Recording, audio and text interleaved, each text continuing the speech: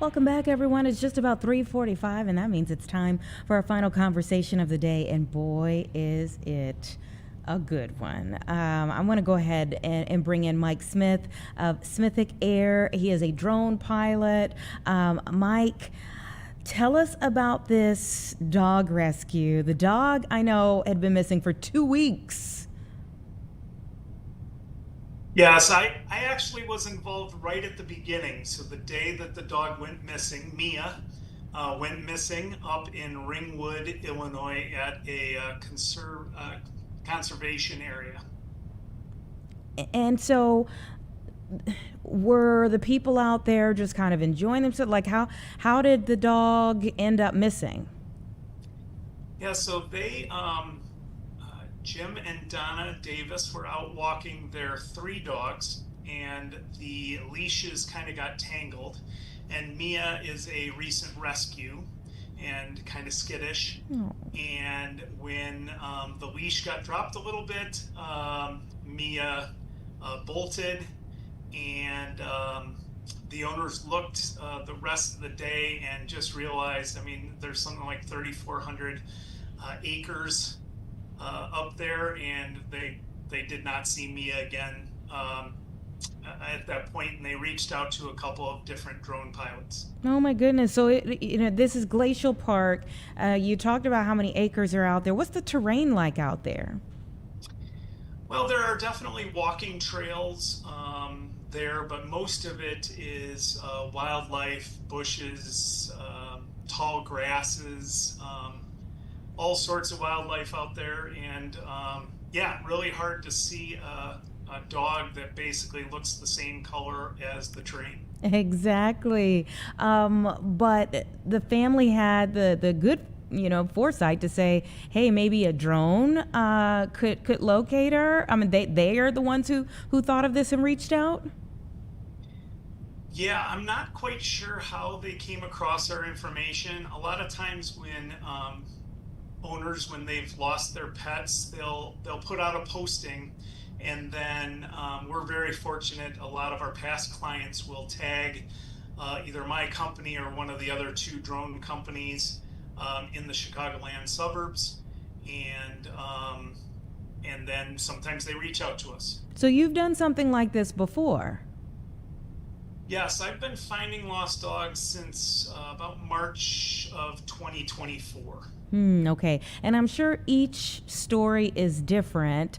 Tell me about like the time of day that you launched for this particular search, and take me through the actual search effort. Yeah, so I have a different day job, but that's typically okay because the thermal camera really relies on no sun. So cloudy conditions, great. Nighttime conditions, great. I did reach out to a different drone pilot that I coordinate with all the time, different company. Michael Davis was able to go out and do a search kind of in the afternoon, early evening. And then I obviously didn't find Mia. I got out there, I'm not sure the exact time, but it was later, 7 o'clock, 8 o'clock, something like that. I met with the owners, and they went over where they typically walk the dogs and kind of their last sighting of where Mia was. And I searched those areas first, but I expanded my search a lot farther north than where Michael Davis looked. And pretty much near the end of my searching, found the dog, found Mia. I actually had to be pretty high at that point because of the terrain. There was kind of a hill between where I was and where I was looking for Mia at that point. And so when I turned on the visual camera and the spotlight, all we could see was Mia was wearing a vest, a harness that had some reflective aspects to it. And so that wasn't natural. That wasn't a deer. That wasn't a coyote. And so we actually, at that point, they reached out to the police of that Glacier Park. who responded, and they gave us better access. So I was able to get kind of up on a hill and then go back over to that same spot. I was able to lower the drone down, and that's when we were able to visually inspect Mia for the first time, see that she was okay. The harness had kind of twisted around, but she was alive and well, and we knew a general area. Oh my goodness. Okay. Was she still on the run? I mean, what was she doing when you spotted her? She was laying down. It almost looked from our vantage point like she had dug herself in a little bit, kind of into a hole, and then facing out. When I turned the light on, typically dogs don't react at all when I turn the light on, even though my drone is pretty noisy. Um, I did drop down because we kind of wanted to see if there was any problems with Mia. And so she was sleeping when we got there. When I lowered the drone a little bit, she did get up. She took a couple of steps kind of out of that kind of hole that she was in. Mm-hmm. And then we immediately turned off the light. I came back. There's a way that I can mark that area with a GPS pin.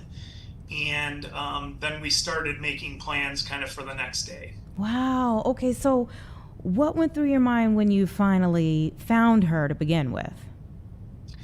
Well, it's such a relief, as that's what I'm there to do, is to find the dog. So that's a relief. But I also know in my mind, just because we know where she's at, we still have to make that safe recovery. And that's usually in two different ways, either by luring the dog.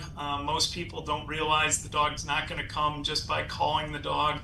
But the dog has to be able to smell you and recognize you through your smell and then approach. So that's one way. And then the other way is usually trapping. Sometimes dogs come on their own, home on their own, those type of situations. But we knew in this case, we were either going to have to lure or trap the dog. And unfortunately, there are rules in this area against trapping.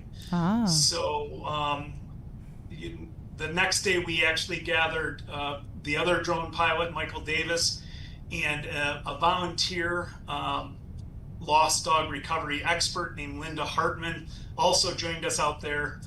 And they helped us kind of with the next steps, which I can tell you about if you Absolutely. We are in for this story. Come on, we locked in. Yeah, so that next day, I happened to be off from my normal job. So I went out there early. I refound Mia, and Mia had moved, but not very far. Okay. And knowing the general area, it was a lot easier to find where Mia was.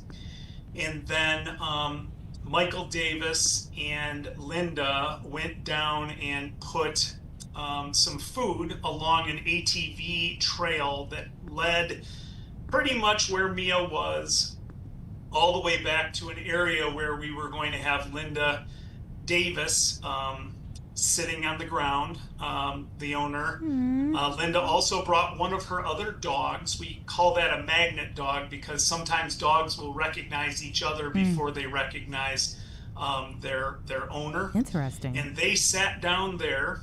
And then Michael Davis took to the air with his drone, kind of an overwatch, and I took my big noisy drone and I dropped down probably 20, 30 feet above the ground, and I started to gently push Mia, trying with the goal to try to get her on this ATV path, help her to find some of that food, and get her all the way back so hopefully she could smell the other family dog and Donna and make a recovery that way.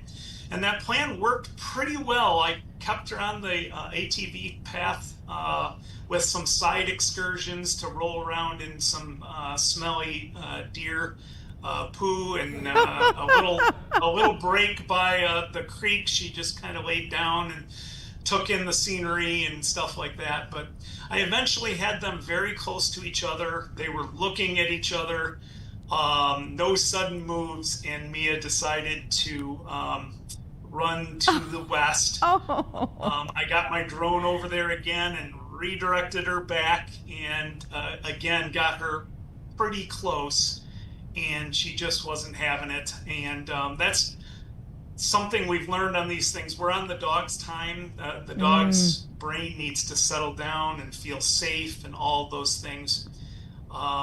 And unfortunately, the sun was out bright, and we eventually lost track of Mia on that particular day. Oh my goodness. So how did this I come know. to an end? So my part of this story, I came back out and found Mia one more time the next night as they were preparing to do this same sort of alluring attempt.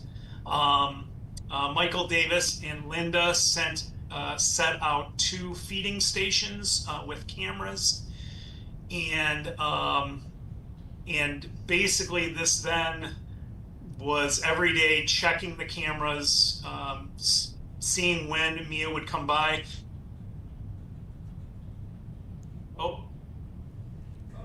Uh-oh, I can still hear you, but we can't okay. see you. Okay, Sorry gotcha. about that. It's all right. Not that you need to see me for this story, but there were days that we didn't see Mia at all. Oh my goodness. And I was basically not helping at that point. We knew the general area where Mia was, and Michael Davis and Linda Hartman put in hours and hours and hours. The owners put in hours and hours and hours there trying to lure, going each day, seeing if Mia would recognize the scent. Mia had this fun trick where she would go eat the food from the bowl and then pick up the bowl and look around like, who's going to feed this now? Who's going to fill this bowl now? And Linda and Michael also kept working with the board for the this area, and the board eventually allowed them to trap. So this was probably 2 weeks after Mia had gone loose on a Friday. They finally got permission to trap only during certain hours. And I want to say it was maybe Sunday morning or something like that Mia, actually on Saturday, she walked into the trap and it wasn't set, and grabbed her food bowl and brought it out and looked around again with it. At a certain point, we have a photo with Mia and a coyote in the same frame. Oh my goodness. But the coyote went up about his way, and Mia laid down in the owner's clothes. So you could tell that Mia was starting to warm up to this idea. And I believe it was a Sunday morning on the 18th day that Mia went into the trap when it was set, and Mia was safe. Mike, what a story. And we so appreciate you taking us through it. That was a lot. But the end of it all is that she was safe with her owners. Thank goodness for this advanced technology that even allowed you to take part in the search for her in such a special way. It really is amazing how advanced we've become, that this could even be an option for so many families out there, Mike. So thank you again for joining me here on the show to walk us through this whole thing. I mean, 18 days out there. It's just amazing that everybody stayed locked in to continue fighting to get her home safe. Yeah, absolutely. Michael Davis and Linda Hartman and the owners, just what dedication and the hours that they put in, and never gave up on Mia. And Mia is doing great. She had a little limp right after we recovered her, but she's been out and walks again. Of course, double leashed now, but she's doing great. We get updates from time to time from Donna with Mia laying with other dogs. Mighty Mia, she made it. Thank you so much, Mike. Great speaking with you today. Thanks for having me. Uh-huh. Again, that was Mike Smith from SmithicAir. So, in case you ever end up, unfortunately, in that situation, at least, there's some help out there to get your pooch back home safely as well. We know they are parts of the family for sure. Thank you, everybody, for staying with us here for Chicago